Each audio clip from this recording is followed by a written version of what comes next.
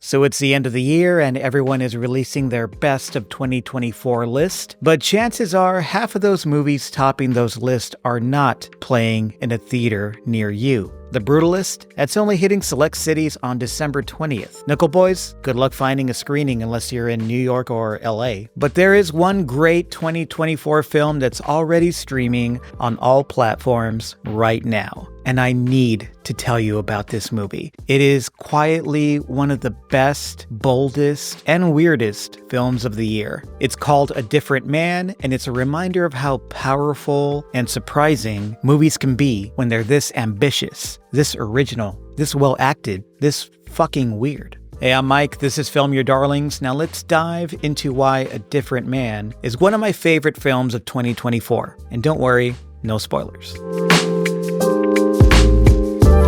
A Different Man, directed by Aaron Schimberg, is the kind of film that's hard to pin down, but that's sort of its superpower. It's a psychological drama, it's a dark comedy, it's a biting character study with a streak of gooey body horror thrown in, and yet Schimberg makes it all feel seamless and completely original. The story follows Edward, played by Sebastian Stan, a man living with neurofibromatosis, a real medical condition that causes large facial tumors. After he undergoes an experimental treatment to change his disfigured appearance, Edward begins a new life but finds himself spiraling when his old identity starts to resurface in ways he couldn't predict. A Different Man is as entertaining as it is thought-provoking, blending pitch-black humor with razor-sharp social commentary about shifting identities, social beauty standards, and our sense of self-worth. There's a lot going on in this movie, and we view it all through the cracked perspective of Sebastian Stan's character Edward.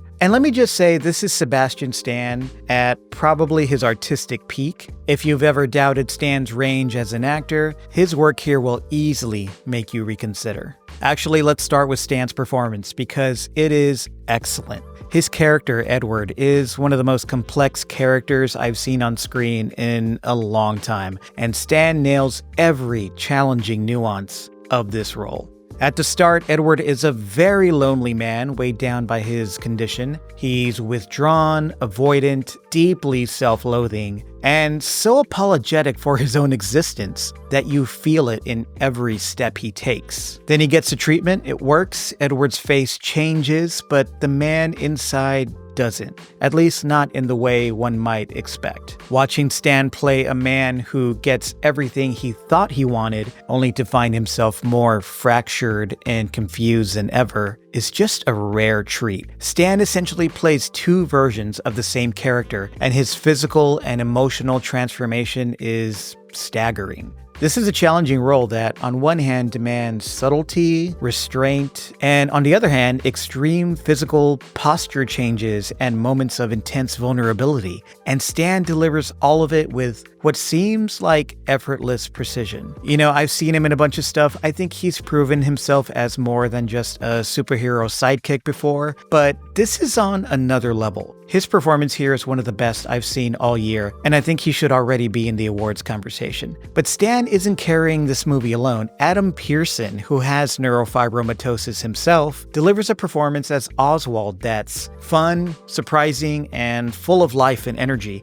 He's great here as Edward's opposite in every way. Oswald is confident, charming, and entirely unbothered by what people think of him, even though he's living with the same facial deformity that Edward has left behind. Pearson brings so much warmth and humor to the role that his presence gives the film a great spark. His character is a living contradiction to Stan's lost and self-loathing protagonist. Then there's Renata Rinsve, best known for The Worst Person in the World. Here she plays Ingrid, a struggling playwright who sees Edward's pain as a creative inspiration. She brings an energetic, sloppy humanity to Ingrid, creating a character that's flawed, compassionate, and quietly manipulative all at once. She becomes friends with Stan's character, and their scenes are filled with this subtle tension that adds a compelling layer to the already deep story. So what is the story? I don't want to spoil the movie too much, so I'll be as vague as I can be. I'll just tell you what the trailers show. So Edward is a struggling actor with no confidence whatsoever. He undergoes an experimental treatment that removes his facial tumors and makes him look like a middle-aged Luke Skywalker. With this new, more conventionally attractive appearance, Edward reinvents himself. He disappears from his old life, leaving everyone behind, and embraces a fresh start. But things get complicated when Ingrid writes a play inspired by Edward's life before his transformation.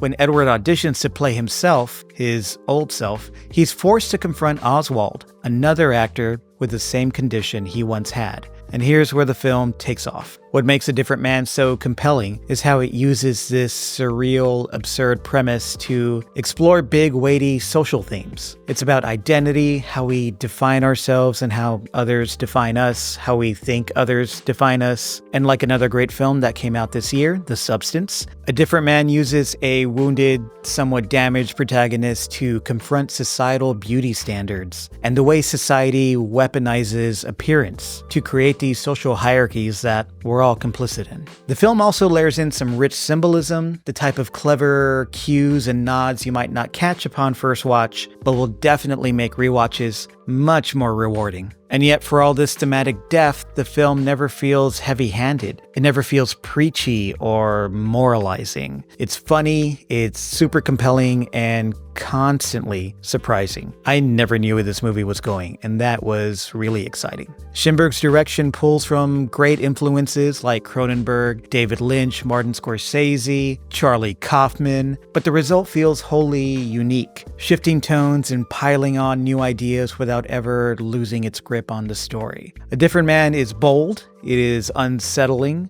but extremely fiercely original. It's a kind of movie that lingers with you, both for the questions it raises and the amazing performances it delivers. So in a year that's given us some truly bizarre films, the aforementioned The Substance, Sasquatch Sunset, Madam Web, this one stands out as one of the weirdest and one of the best. A Different Man is streaming on all rental platforms right now. Have you seen it? What'd you think? Let me know in the comments. I would love to hear your take. And if you enjoyed this review, make sure to like and subscribe for more takes on the year's most interesting movies. You can also find me on Letterboxd, TikTok, Substack, Instagram, all the things, links down in the thing. Thanks for watching. See you next time.